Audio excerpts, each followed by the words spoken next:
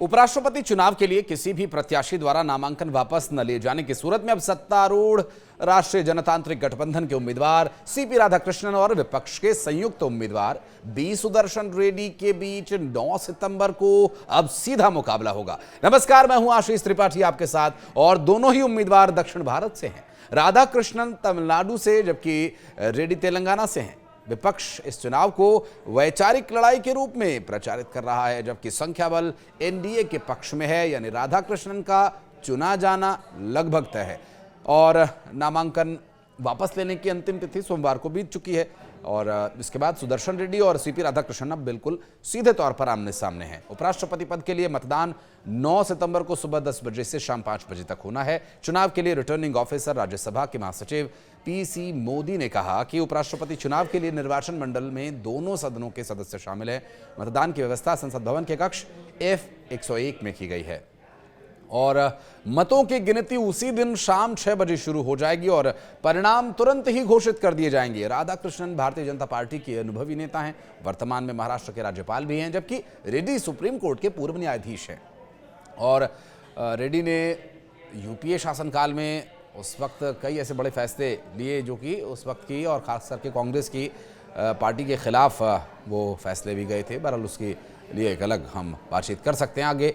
लेकिन राधाकृष्णन ने लोकसभा में 2 बार कोयम्बटूर का प्रतिनिधित्व भी किया है और जबकि रेड्डी ने शीर्ष कोर्ट में रहते हुए कई महत्वपूर्ण निर्णय दिए, जिसमें काले धन के मामलों की जांच, सरकार की लापरवाही की आलोचना भी शामिल है। तो उपराष्ट्रपति चुनाव में सियासत भी जारी है। दरअसल उपराष्ट्रपति पद के लिए INDIA गठबंधन के उम्मीदवार बी सुदर्शन रेड्डी पर अमित शाह ने हाल ही में नक्सलवाद का समर्थन करने का आरोप लगाया था। अमित शाह के आरोपों पर सुदर्शन रेड्डी ने एक इंटरव्यू में जवाब भी दिया था और अब 18 सेवानिवृत्त न्यायाधीशों के समूह ने कहा कि ऊंचे पद पर बैठे व्यक्ति द्वारा सुप्रीम कोर्ट के फैसले की पूर्ण गलत व्याख्या से न्यायाधीशों पर नकारात्मक प्रभाव पड़ने की आशंका है।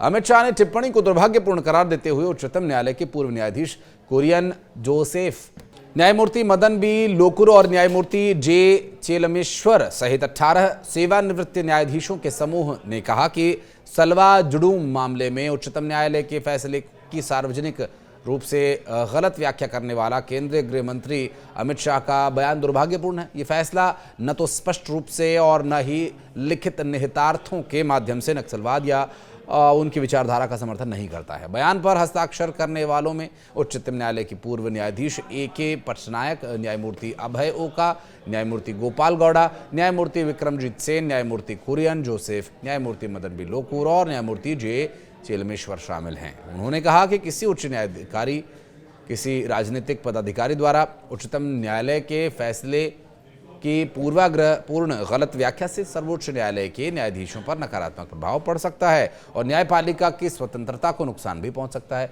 गृहमंत्री ने शुक्रवार को केरल में कहा था कि सुदर्शन रेड्डी वही व्यक्ति हैं जिन्होंने नक्सलवाद की मदद की। उन्होंने सलवा जुडूम पर फैसला सुनाया। अगर सलवा जुडूम पर फैसला नहीं सुनाया गया होता तो नक्सली चरमपंथी 2020 तक पूरी तरह से खत्म हो गए होते। अमित शाह की इस टिप्पणी के बाद उपराष्ट्रपति पद के उम्मीदवार बी सुदर्शन रेड्डी ने एक इंटरव्यू में कहा कि मैं भारत के माननीय गृहमंत्री के साथ सीधे तौर पर इस मुद्दे पर नहीं उलझना चाहता। उनका संवैधानिक कर्तव्य और दायित्व वैचारिक मतभेदों के बावजूद प्रत्येक नागरिक के जीवन, स्वतंत्र संपत्ति की रक्षा करना है। और सुदर्शन रेड्डी ने कहा कि ये उनकी इच्छा है कि अमित शाह 40 पन्नों का फैसला पढ़ें।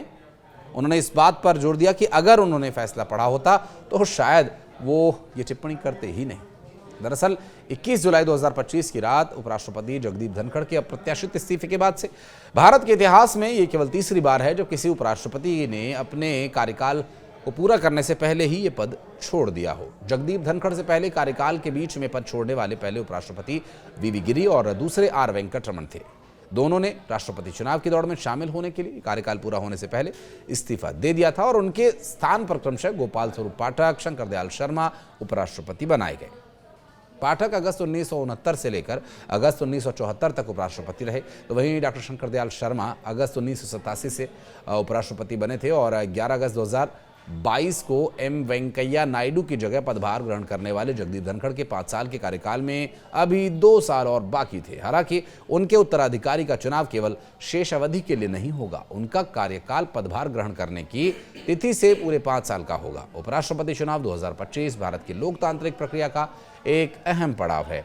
और इस बार का चुनाव महत्वपूर्ण इसलिए भी क्योंकि नए राजनीतिक समीकरण बन सकते हैं और दिल्ली की राजनीति से लेकर संसद तक का ये चुनाव नीतिगत और रणनीतिक फैसलों पर असर भी डाल सकता है। लेकिन ये चुनाव होता कैसे है, चलिए बताते हैं आपको। दरअसल संविधान के अनुच्छेद 66 के मुताबिक उपराष्ट्रपति का चुनाव संसद के दोनों सदनों के सदस्यों से मिलकर बने निर्वाचक मंडल के सदस्यों के द्वारा आनुपातिक प्रतिनिधित्व प्रणाली के अनुसार एकल संक्रमणीय मत के माध्यम से किया जाता है और इस प्रक्रिया में मतदाता वरीयता क्रम के उम्मीदवारों को रैंक करते हैं।